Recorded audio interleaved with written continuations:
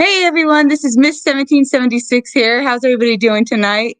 I appreciate everybody coming out here. So tonight I finally was able to get my grandpa on and we will be discussing immigration, assimilation, as well as melting pot. So, grandpa? All right, here we go.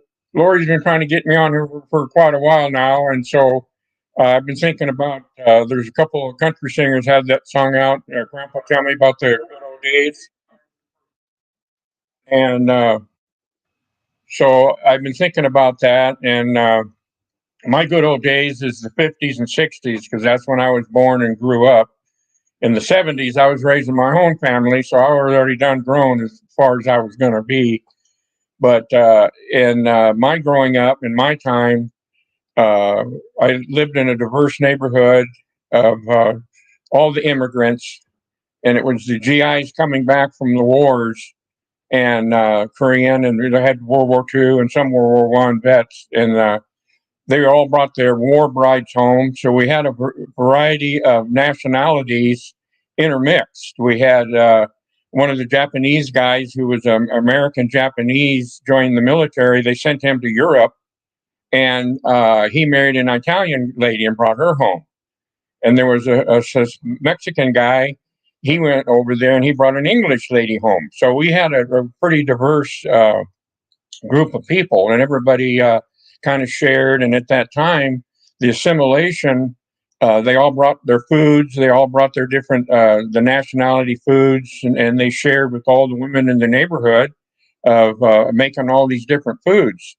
Back in the day, there wasn't Taco Bell and there wasn't all these other fast food places. So to get that food and a lot of the Italian and stuff, it was all homemade stuff that these immigrants brought into the neighborhood. And so the same thing like with the workforce, we got a whole variety of people. Now, back then, we were getting professional people. We were getting the Germans that were good machinists in the technology, and a lot of the other electrical technology and stuff we were getting from those the immigrants were bringing that over here. And so what I'm looking at today is we're having this big influx of immigrants coming in, and we're not getting the professional people. We're not getting the technicians. We're not getting that workforce that's making our economy thrive and come up with better products and not just take from the system. And also, these people weren't getting paid.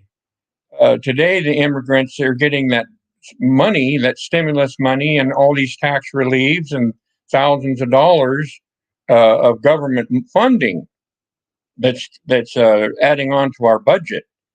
So what I see is our country is going to be running out of that resources, the technical resources, plus the money. And I was telling the kids the other day, there's just a lot of things that aren't being passed down in the generations of how to do stuff, how to cook, and how to clean, and how to even drive your car. These people are just brought over and put in an automobile and given a driver's license, and nobody's really teaching them the rules of the road. Um, it takes a while for people to actually uh, go into the workforce and be around other people and be taught. It takes that community to teach the people, and you learn. I was in the manufacturing and the machining, and I learned a lot from these foreign, I would say, the immigrant and these foreign people, because they have a lot of good ideas on how to make stuff, and they teach you, and you don't have that today. That's where we're missing out the vast numbers. See, back in the '50s and '60s, we didn't have the hundreds and thousands of people going into our workforce. Today, you have all these people, and they're going into the workforce, but they're also just collecting money. Most of the people who came into the United States, they worked. They came over here and they started businesses, And I lived in a community where there was a lot of Asians, and the Asians, they worked. They had farms, they had stores, they had little markets.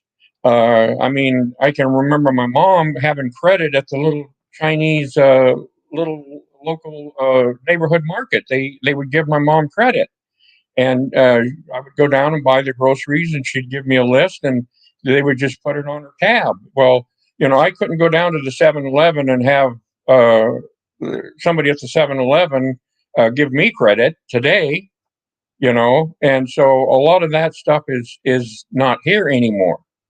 Everybody is more for them. It's just more. They're not assimilating into our society. We're assimilating into theirs, and where you know when you go to work for a company and there's just a few people in there, and you teach them the American ways. You teach them how to get along and how to assimilate into the company. Well, today you got all these new laws and regulations where you have to hire a certain amount of these ethnic groups or people, and if they're good or bad, you got to keep them. It's real hard to get rid of people. I've had that because I was in the manufacturing, and I'm a manufacturing manager where I had people that it was difficult to weed them out when they weren't doing a good job just because of their sex or their ethnic background, and they use that race. Everything is race, race, race, and using that against us also.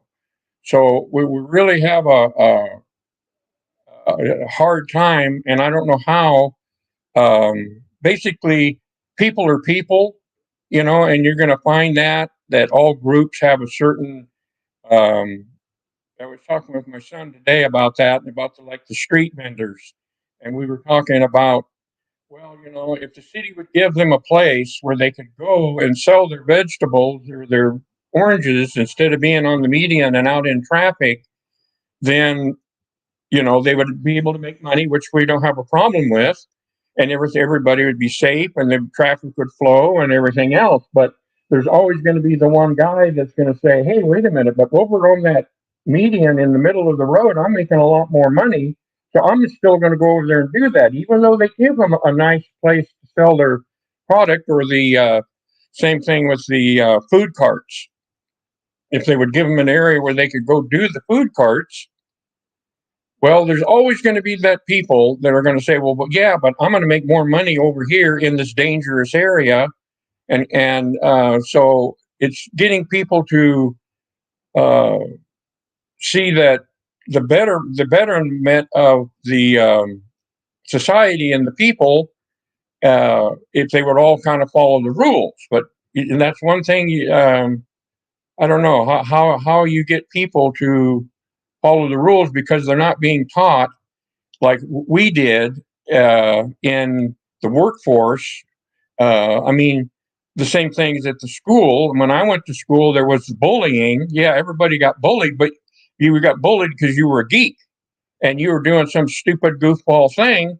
And the guys come over there and kicked you in the butt and said, "Hey, quit acting goofy," you know? So you need a little bit of that bullying, not just the terrorizing bullying. And so when they take that away and you're not allowed to put people in their place and stand up for yourself, and they're going to always take advantage because they're people. So, um, Let me make sure they can hear me. Would you also say that because they don't allow children to face like adversity, that they're not learning how to stick up for themselves and have a backbone themselves and handle conflict? correct. Yeah, that's the main thing today, and you can see that in our society where we are called a racist, or we are the bad people if we do stand up and say, "Hey, wait a minute, you shouldn't be doing that." And that's the one thing people are not doing is standing up for themselves, and they're afraid to say, even like who they voted for. You can't even. Everything's so political now that they just uh, put it back on you, and so you just let it go. I mean, there's so many things like we see these people walk out of stuff with Walmart. Guy was carrying one Christmas. A guy was carrying a big stereo off on their shoulder right out the front door, and the Walmart worker said, "Hey, we got you on camera." And the guy carrying it out said, "Hey, good luck with that," because they're allowed to do that. And so at a certain point, these people just quit trying. So it is harder and harder to, like I said, in the workforce, I found that, things, say 20, 30 years ago, we could say to employees about their performance or their character, oh, we would get a lawsuit against us in the later years. And so the companies just, went along with it. And of course, they just add the cost onto their product. And it just goes going. That's why you're paying so much for everything you have, and that's why a lot of these stores are quit selling. They're shutting down. They're moving out. They're not making product. The liability, and it's all because we don't have that ability to, you know, they say teach a man to fish and you feed him forever, and otherwise you pay for it forever. Mhm. And we're disincentivizing too. Like, aren't we disincentivizing creativity and hard workmanship when we're showing that you can just go ahead and take what you want, or it doesn't matter how hard you work, how hard, sorry, make sure that they can hear me. It doesn't matter how hard you work and what creative idea you come up with, because there's so many laws just now to smack down anything that you have that might be, new and what do they say? Innovative. Mm-hmm. Well, one of the things we found in our company was there's a food processing packaging company. Is we had a plant up in Northern California, and the workers would see that some of the people would have an easy job. There's easy jobs and hard jobs and everything. And they would say, "Oh, well, wait a minute, my back hurts. I can't do this strenuous job. I want that job, the guy sitting down in the chair. And so what we ended up doing was we made an automatic robot arm to do the job. And then we replaced a bunch of the workers. And so they didn't like that either, because they wanted to do the easy job and said, "Oh, my back hurts," or I can't work that long. So we came up with an alternative thing, but some of it was to replace some of the people. The other people we did, the other thing we did was we created a little gym, and we had like a 45-minute break time where we had the robotic people come in and show them how to do exercises. And we had all this equipment that said, "Okay, here, come stretch your muscles." And it's like, the park, they have all those little apparatuses around the park where they run and then they do all these little stretching things. Well, we did that in the shop. And so they didn't like that either. There was, "Oh, wait a minute now."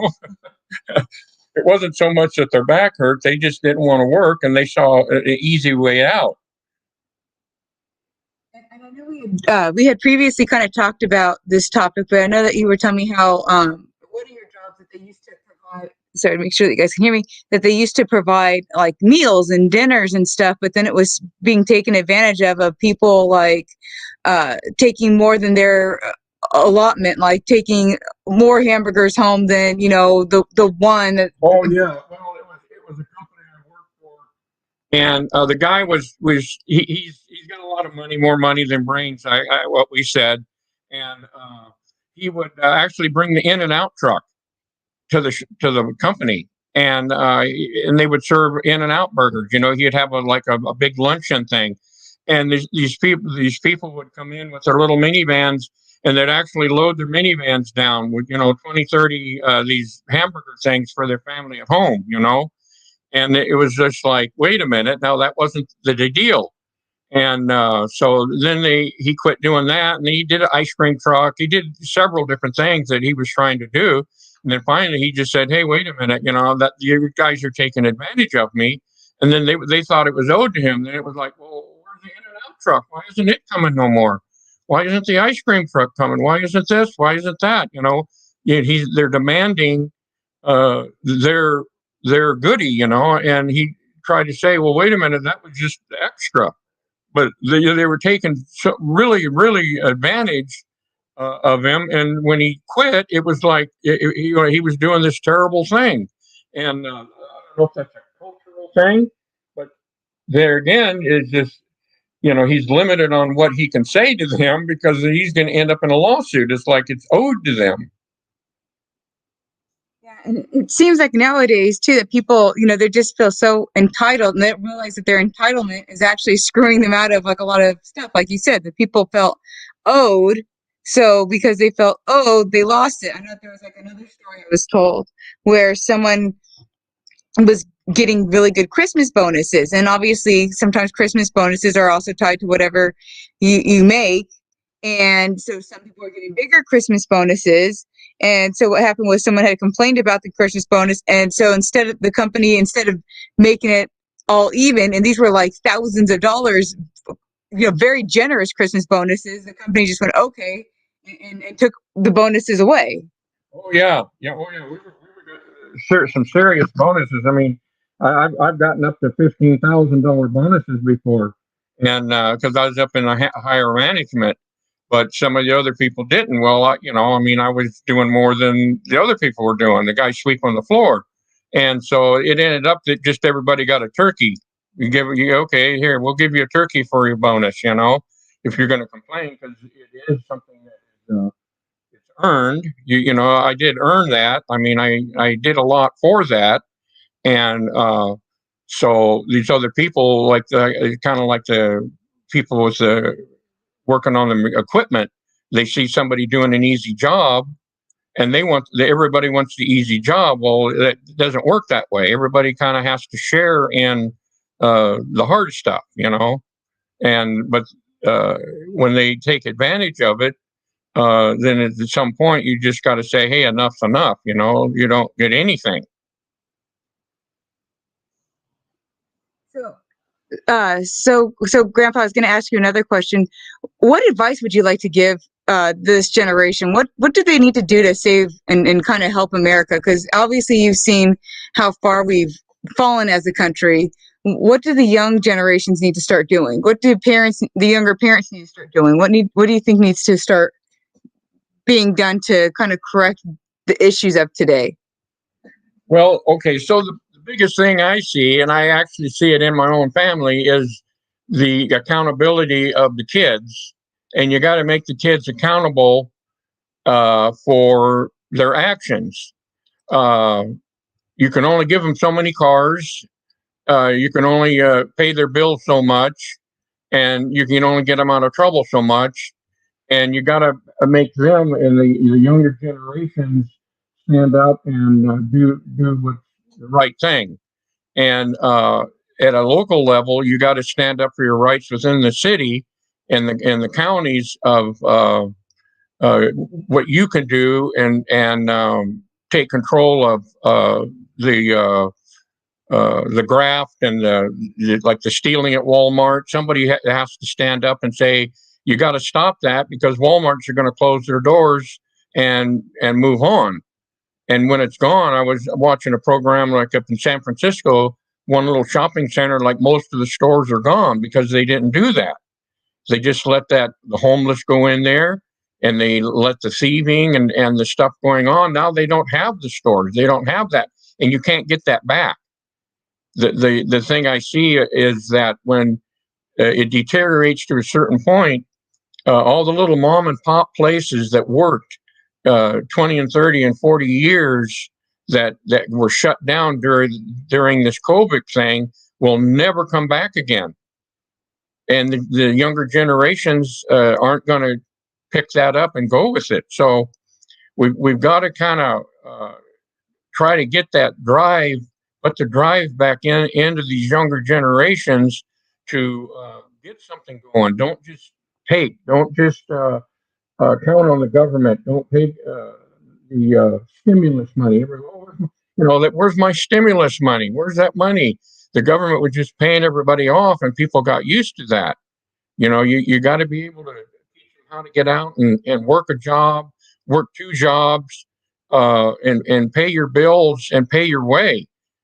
These people that paid their student loans off, and then the other ones, I met one guy, and he was going to vote for Biden because he was getting the student loan paid off. Well, at some point, he's not going to get that, and at some point, you're going to have to pay your own way, and make these kids learn and teach how to fend for yourself, whether it's growing food in your yard, whether it's learn how to work on your car, how to fix your plumbing, how to work on your house. Don't count on somebody else. Be more self-sufficient, and and uh, and try to build a society back to where it used to be. I mean, everybody was that way. Like I'm saying, the 40s and 50s and 60s, you had all those depression area people who knew how to fix stuff. They didn't have that TV repairman. They didn't have all these people come in and do stuff. They fixed it themselves, and they came up with an economy and little businesses, and and made it right. And,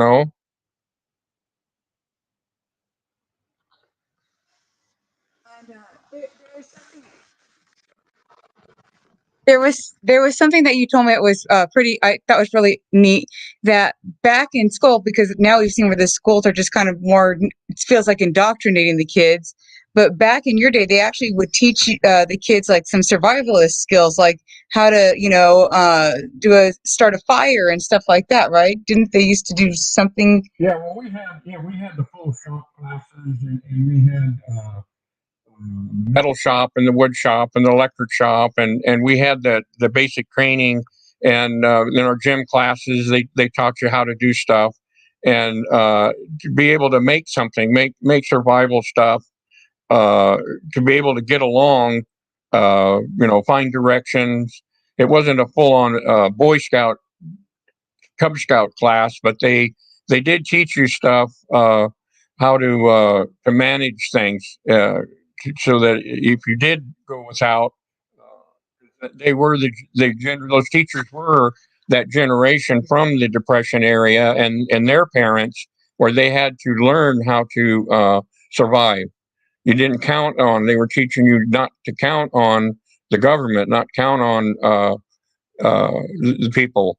Gardening. I mean, we had the agricultural, and my dad had a garden every year. He grew something in that yard every year, whether it was green beans or tomatoes or squash or corn. We always had something going on in the yard, and the schools were behind a lot of that stuff with their 4-H clubs, and their agricultural, and then their shop classes, because they were trying to prepare the people for the future, to be able to take care of ourselves. Now, another, getting off the side topic of that, is that the Cold War. There was a Cold War going on that we were lied about. I mean, we were told how Russia, and they were going to come over and get us, and we found out in the 80s where Russia was deteriorated, and they had a big meltdown, and Russia really wasn't the big master power that we were told they were, but our government was just trying to make us afraid, like they are today. And so we were always prepared. We always had our stash of food, and we still do. And we keep our powder dry, and for foreign and domestic. But there is a lot of that stuff that's just not being taught. In these schools, they're not even offering this stuff. They're just teaching them how to take from the government. And I guess that's where I'm, because I never took from the government aids or any of that stuff. And I've always worked, and I've provided, and I've taken care of my family. And so I just see all these people getting these, IRS returns, and they're getting $700 per kid, and all of these things that they don't know how to provide for themselves, and it's all coming out of the general fund. And at some point, that general fund is going to run out, and then they're not going to have those tools and the ability to fend for themselves, and then there's going to be chaos. So I'm saying if they could teach these younger generations how to survive and how to fend for yourself and how to save a little money and you know pay your bills and get ahead and don't get those credit cards charged up like crazy and live a little bit more on a level keel, live a little without and until you can make it. That was the whole thing is we used to get a little extra money, then we would buy something extra. We never really went out and bought a whole lot of extra stuff unless we had the money to buy it. But that isn't the norm today. And the same thing, that's where you can't afford a house. The housing has just gone crazy, and that's going to get worse and worse. And then with more people coming in and not assimilating into the society and putting back into it, they're all taking all these houses. And I said this years ago when they started building all these high-rise apartments and stuff. Those all going to end up tenement housing by the government, and that's what they did there in the 40s and 50s with all those government housings, and like L.A. and Ohio and all those different Chicago, where they're all, you can see those things back there now, and they're just ruins. They're just tenement housing. They're empty, and that's going to happen again. So there's another cycle coming where all of these houses that you see building all over, hundreds and hundreds of them, not only are they taking the infrastructure, the gas, the water, the sewage, the electric power, but the people aren't going to be able to afford them, and the government's going to take them over because they're going to collapse, like the auto industry and like the aircraft industry and everything else. That housing industry that they're building is going to collapse. The government's going to take it over, and it's going to be a tenement housing for the people that they're just allowing to come into the country and not assimilate and get jobs and make their way. So anybody that can get their kids to learn, go to school, and get a trade, and get something that they can offer, because they're going to be the ones that are going to be in the workforce and be able to provide for themselves. I just wanted to let everybody know, I see your comments in the comment section, so I'm trying to respond to you guys as you're coming in. I want to go ahead and show one from Item real quick because that was a really nice one. He goes, "Hello, just got here. Your grandpa sounds like a cool guy. I like him." Yeah, he is a pretty awesome guy. When my grandpa became a great grandpa, I told him, "Well, I already knew you were great." So he.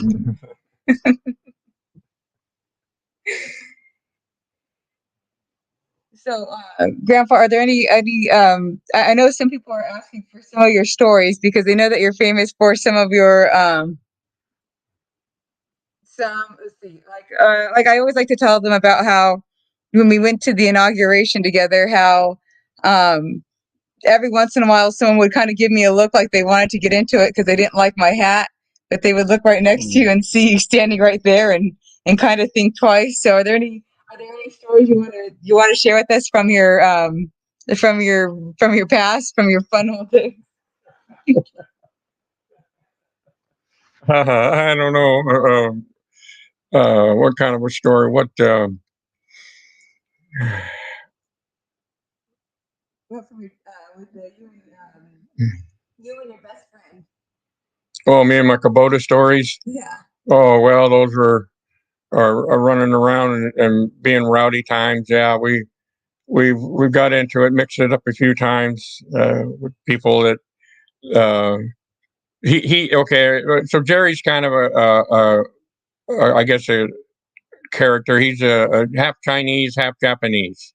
Okay, and he was probably born in 46 or 47 or something, 48, and we used to run around, and we got into it with some people one time that were giving him a bad time because of his ethnic group. Well, I stepped in, and we kind of went a few rounds behind the hamburger stand, but he was a real nice guy. I mean, he was a real easygoing person, but because of the ethnic situation, people try to take advantage of him, and that didn't happen. But I don't know. I don't know about the kids. I know there was the girls had boyfriends. One of them, me and my buddy Dick, were deer hunters in the '80s, and we still off and on hunt still today. But anyways, we brought a deer home one time, and the daughter worked for this restaurant, and one of the busboy helpers, brought her home, and so me and Dick proceeded to clean this deer in the gutter. We put plastic bags in the gutter, and we took our knives out, and we whacked this deer up, and he was standing there looking at us like, "Okay, it's time to go home." So we we weren't being intimidating, but we just let them know that we knew how to cut things up and put them in plastic bags. Get rid of the remains. So I don't know that don't think I'm perceived that way a lot of times. I know I've always been the bad guy. When they looked at me, and I was always the bad guy in the situation. The police, any interaction with the police, because I was, over 6 foot tall, and 250 pounds, 260 pounds, and my beard and all, and I was always that must be the bad guy. He must have been the one that did it. And so I've always kind of I've tried to be the nice guy, and it's that you be nice until it's time to not be nice, and so I've kind of had that with all the guys that come around, or uh, kind of let them at least know that if there's any funny goings on, that we would take care of the situation. So most of my most of my viewers here usually have a group of. I think you guys are mostly dudes who are anywhere from your late 20s, early 30s. I think a couple of you are past the early 30s into like late 30s. Kind of seems like if I'm looking at the analytics on the channel. So, do you have any advice for that age group? Do you have any good advice for the viewers? And I think most of them are kind of single men. So I don't know if there's any good advice that you have, Grandpa. Well, yeah, don't get married until you get your legal uh, uh, stuff in order. I mean, if you own anything, make sure that it's always going to be yours. I've had this a couple of times in my life where I was fortunate enough that I still own my house and I still own my cars. I've got 56 Ford station wagon I drove to high school in the late 60s, and several other cars that I've had forever, because I've taken care of my legal issues with my belongings, because the way the system is, everything's community property, and so they're in the same thing with your financing. Just make sure you take care of your money, and you watch where the money's at, and that you've got control of that, because it can go real quick. And the other thing is just keep at it. I mean, look for a career that's going to be long lasting. That's like right now, like the insurance industry here in California anyway is dying off because of the lawsuits, and a lot of the insurances aren't even taking new clients. And this is also in trades now. Every handyman that goes into somebody's house and works, they have to have insurance. You got to have those. They've got to be bonded and insured. Well, these insurance companies aren't insuring a lot of that anymore. So there's a lot of trades. There's a lot of different things that is insurance tied that you got to be careful with. But you got to find something that is going to be able to serve the people, and try to be. See, I was in the manufacturing, and I made a lot of parts. I made everything. I made everything in the world, and aircraft, and I prototyped the your ready teller. You go to the ready teller machine, and you put your card in, and the money comes out. Well, that little tray, I prototyped that back in the 70s. I mean, aircraft parts, a lot of stuff. I mean, so I did a lot of that kind of work. Well, and then I got into the food processing. We made equipment. Well, we were designing and making equipment, and hundreds of $1,000s pieces of equipment. But what I found is that the people that I was buying the solenoids and the relays and the controls, they were making as much or more money than we were. And I'm thinking, well, wait a minute, they're just selling me this part. They're not making it. They're not designing it. And here we are, we're trying to design this equipment and make it and get it out on a due date and ship it all over the world. And here these guys come in with this little switch or something, and they're making the same money that we are. And I'm thinking, well, wait a minute, or maybe I'm in the wrong end of this. And one of my guys did. He ended up going to work for a big controls outfit. And so that's what you have to do. You have to look at an occupation or a trade that's going to make you that money, that sales, or give you that idea that you're just shuffling paper, and you can do it from home. You can do it on your computer. You can sell the stuff online.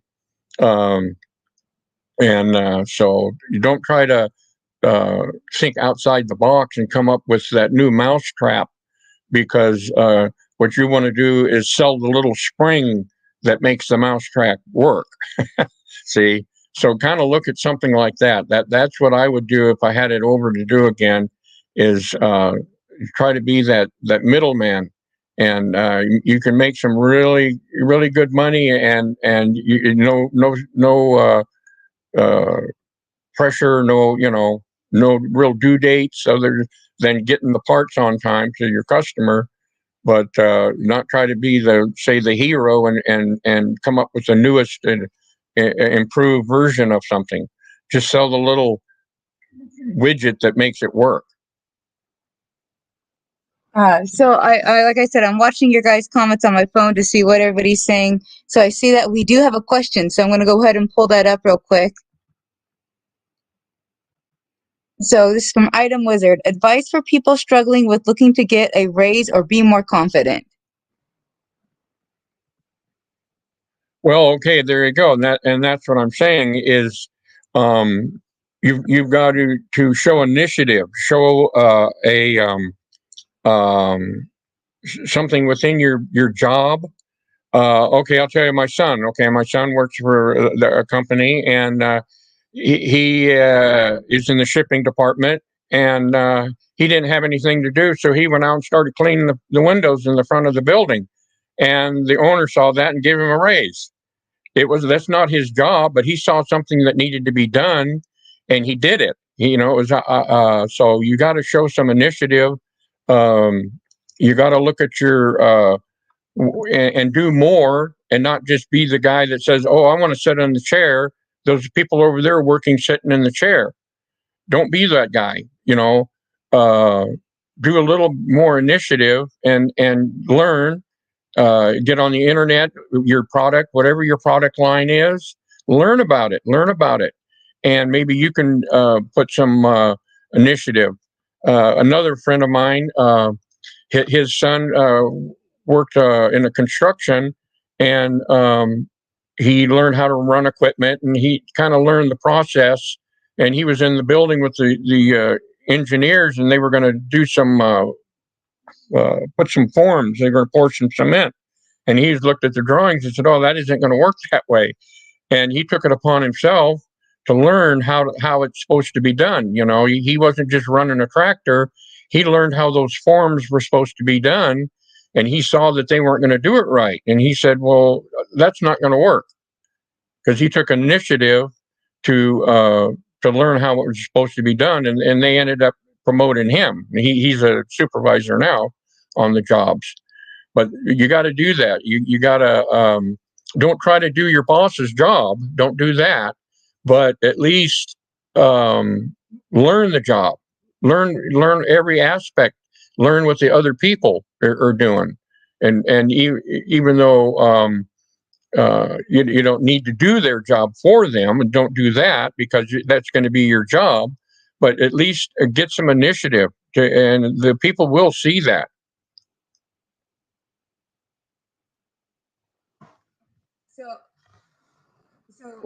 Grandpa, I do know that some of these guys have had trouble. I would say being confident enough in themselves to talk to women. So, what would be your advice to the young men who are struggling to get a date? Well, I think in reality, they're probably as afraid of you as you are of them. You got to go for it. When I was running around between marriages, I used to run around to the cowboy clubs, and I found I could go fall in love every weekend. And so you just got to go out there and try. I mean, there's a lot of fish in the sea. I mean, until you go fishing and you try, and just don't give up, and you just find the right one, and that's how you do. You have the confidence in yourself that, I mean, they're looking for you more than you're looking for them. I mean, you're the breadwinner, you're the guy. They're looking for the man to take care of them. They're looking for somebody who is going to support them and protect them. So they're looking for you more than you're looking for them. That's really good, Grandpa. I wish I would have been able to get you on earlier for the Father's Day stream, because let me tell you, that one went sideways. Let's see. Item, you had a really good question.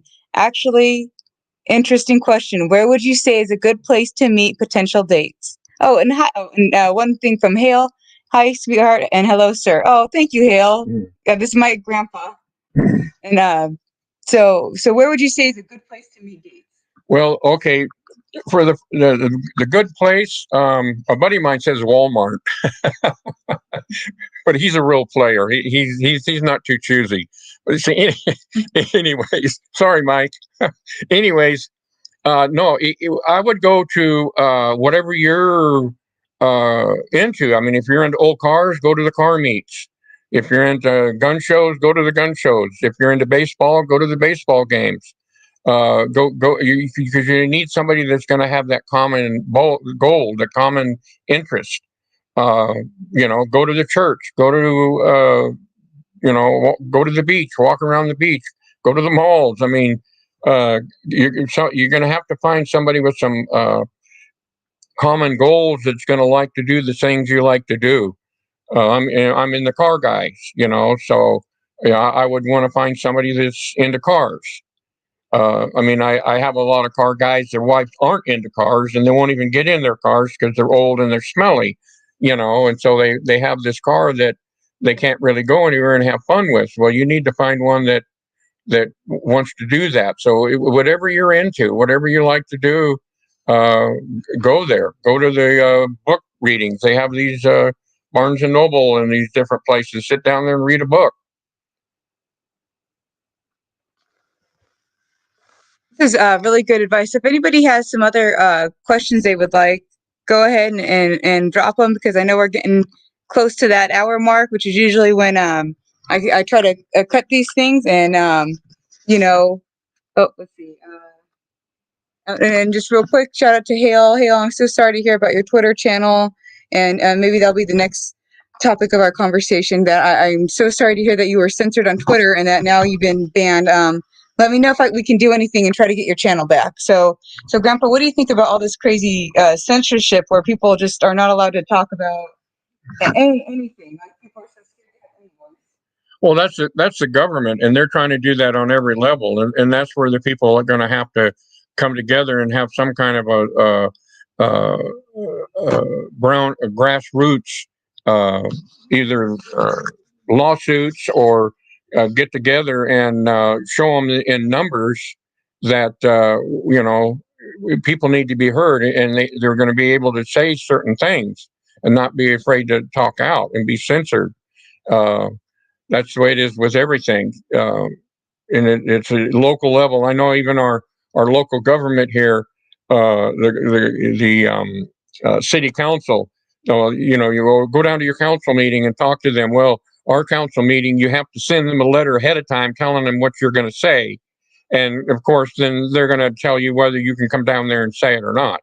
I've been down there with my cars. I've been fighting the city with my cars for years, and I went down there and had it out with them up in the city council meeting about my cars, but they won't let you do that anymore. They don't want to hear it. So the people need to get a grassroots group. We're looking at starting we're a hobbyist. We're car and hobbyists. We're not flippers. We're not doing. I don't have a garage. I'm not working on cars in my yard or anything like that. I'm a hobbyist, and there's a lot of people around that are doing the same thing, that are being harassed and being told that we're doing car repair in our yards and stuff, and we need to get together and fight that system. And it's all in numbers, safety in numbers. The same thing. I learned that in like my management skills.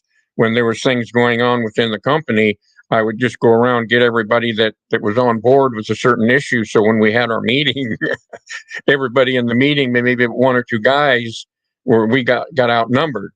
And so that's what you have to do. I think we got to figure a way to do that safety in numbers and get these accounts working again. Yeah, and Grandpa, would you say too? I mean, yes, safety in numbers, but for those who think, oh well, I don't care because I don't think that way anyway, so that's okay. Would you think that it's wise for them to reconsider that, since it can come after censorship can come after anyone? Exactly. And I'm trying not to get into the politics and political and anything, but if you look what's going on in Washington, what they're doing to the people at the very, very top, they can do to you, and that's it. That's what people aren't going to complain till it happens to them. And if you see what they're doing to the very people at the very top of this country, if they can get away doing that to them, what do you think they're going to do to you? They're going to just walk right over the top of you. You're not going to have a chance. And so it's those people. Oh, it doesn't bother me until it does, and so you may not have a problem with somebody else's issues, but someday you will. Someday they're going to come around to you. So you need to be able to stand up for everybody. Yeah, like instead of us always being, I always like to say red versus blue, that we really need to look at it more of what are the principles and go by our principles and apply them across the board. This is a principle, whether I like you or I don't like you, I want this to protect you because I need this to protect me.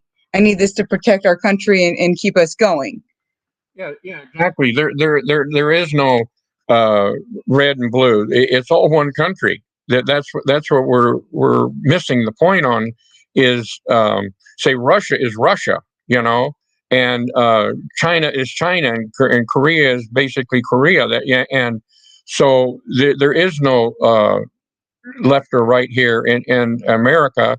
We're one country, and we're all going to work, and we're producing and providing the food and the fuel and the energy. And when we're fighting amongst themselves, then then that's when we're going to lose. We've got to look at it as your energy bill.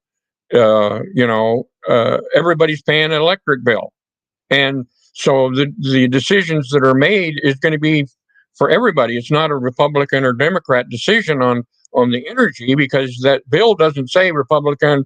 When I get my gas bill and my electric bill, it doesn't say Republican or Democrat on it.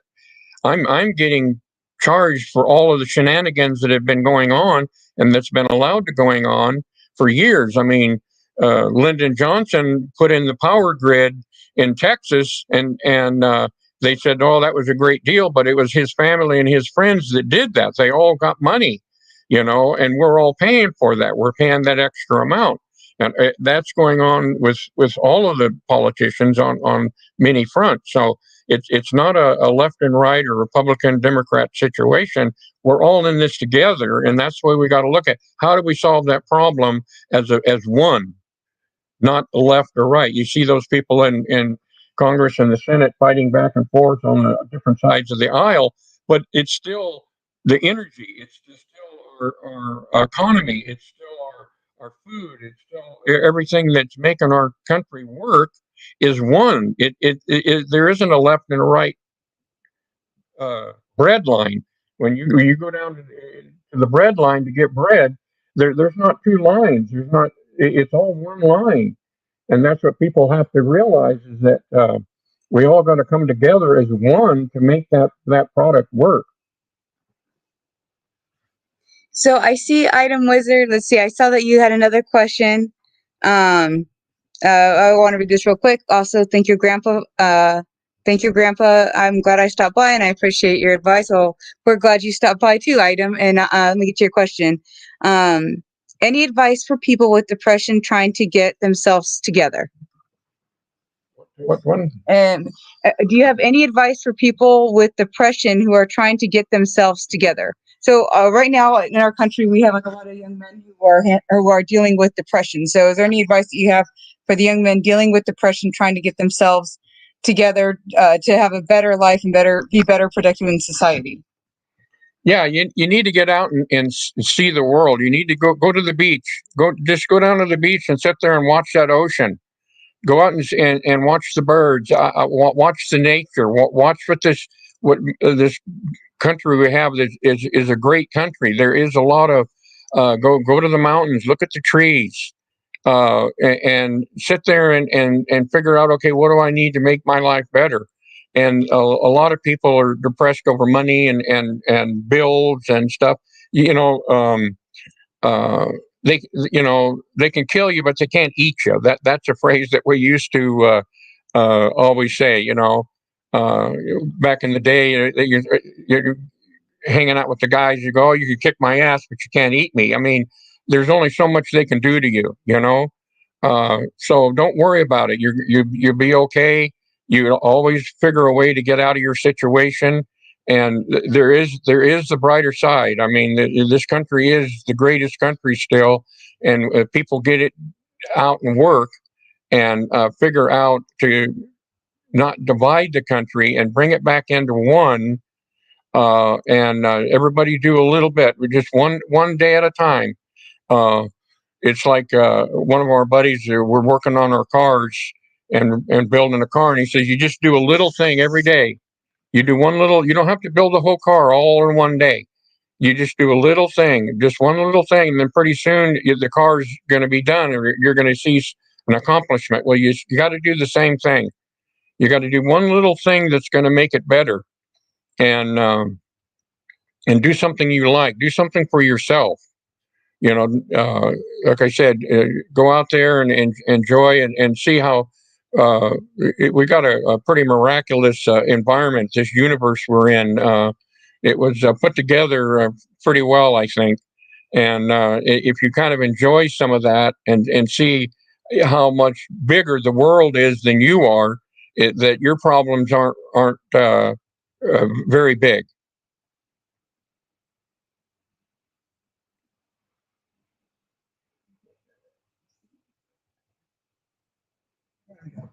I'm just going to read these last two comments, because I know that we're, like I said, we're kind of getting close to that hour mark, and I'm kind of greedy. I like to spend some time with my grandpa too. So I'm sharing him with you guys, but just remember that he's mine and I get to hang out with him too a little bit here.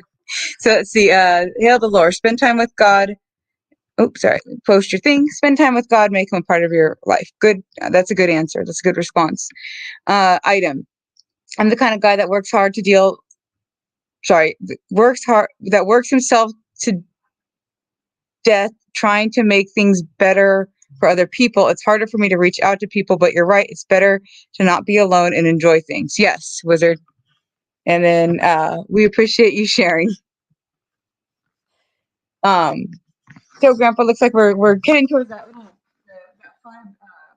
5 minute mark. Are there any other topics you'd like to discuss for tonight? Anything you'd like to give? No, it's just that you got to persevere. You just got to keep going. Um, um, yeah, there's just so much. I mean, I guess I've been through a lot. I had major surgeries. I've had failures. I've had good times and bad times in my life. I've had money and I've not had money, and it all boils down to, at the end, you've got to look back and then just make sure that you've done what you feel was the right thing and the honest thing. I've never cheated anybody. I never stole from anybody. I've always given my employers a good day's work, and I've been rewarded for that. And so you just got to get out and I think like I was saying, you go out in nature. This universe was created, uh, and there's just a lot of stuff out there that's uh, you really got to enjoy, and know that it's bigger than you are, and the problems of the nature is bigger than you, and and you'll be able to look back someday at all the stuff and realize that what you've done is a small part of it, but within yourself, your soul, you felt like you've done the right thing, and that's the main thing. As long as you feel that you've done the right thing and you've been honest and treated people like you want to be treated, and that's what I've learned in my working career. Because, like I said, I've worked with a lot of different people from different countries, and they've treated me well, and they've taught me tricks of the trade, and I've passed that on to other people, and got them started. They gave me a start, and I gave other people a start, and not try to take advantage of my position, and just try to make it a little bit better for everybody, and hope that everybody will get along. But it's just that I think that group is getting smaller and smaller of the teachers. The teachers aren't being taught. These kids today are not being taught the tools of the trade to pass on. And so that's the thing we have to do is teach the children well, and and do the best thing, and then everybody just not worry about what everybody's thinking and the wokeness and what they think of you if you do speak out and say, hey, that's not right. and we'll try to make it better for everybody. So I got a couple more little comments here. I think you're going to get a kick out of one of these. See, from Hale, you have a beautiful and smart granddaughter, sir. Oh, thank you guys for calling him sir. That's very respectful, and I appreciate that. Item, will do, sir. I'm doing 3 miles a day and trying to reward myself for working hard. I've lost 33 pounds in 2.5 months, and I'm hoping to get fully in shape soon. Good job. Very proud of you, Item. They say, good teachers, huh? I think I know one of those. I think he's saying that you're a good teacher, Grandpa. Mm-hmm.